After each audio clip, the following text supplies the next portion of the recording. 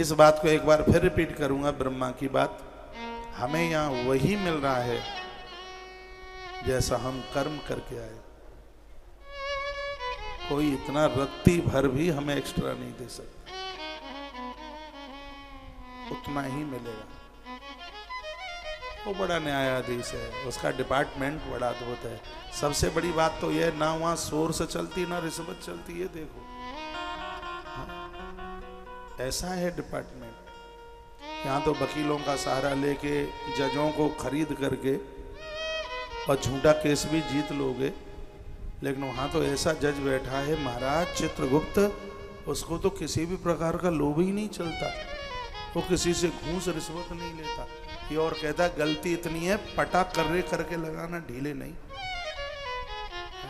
ऐसा न्यायालय, ऐसा न्यायालय यहाँ किया नहीं, और वहाँ ऐसी मशीन लगी है कि वहाँ छपा नहीं तत्काल, हाल ही छपता है।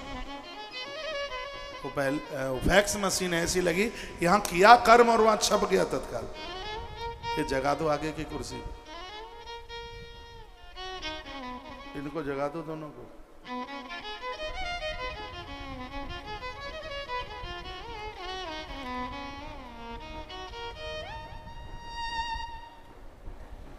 ढोल बजने लगे हैं, महाकाल राजा आज फिर पंचायती अखाड़े के सामने से निकलेंगे।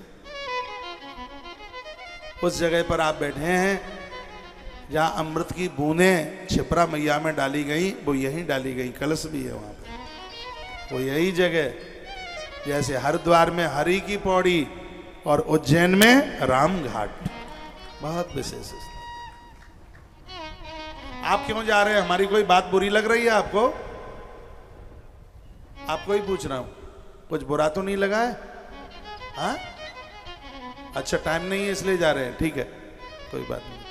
यार बुरा लगने वाली तो कोई बात बोलता ही नहीं है। तो अहो कष्टम महत जातम सर्वलोक स दुखदम, तुम्हारे ऊपर कष्ट आया है, हम लोग बहुत दुखी हैं। तुम्हें बहुत बार समझाया लेकिन तुम्हारी समझ में नहीं आया। बृहस्पति ग्रहम गत्वा तारा दुष्टे न वही होता। पूर्व की भी कथाएं को सुनाई थी। तारा माता का भी, जो बृहस्पति की पत्नी थी, और आखिर में विधाता ब्रह्मा ने कहा चंद्रेण चतपस्तम षण्मासम च निरंतरम, तुम 6 महीने के लिए प्रभास क्षेत्र जाओ और वहां महामृत्युंजय मंत्र का जप करो।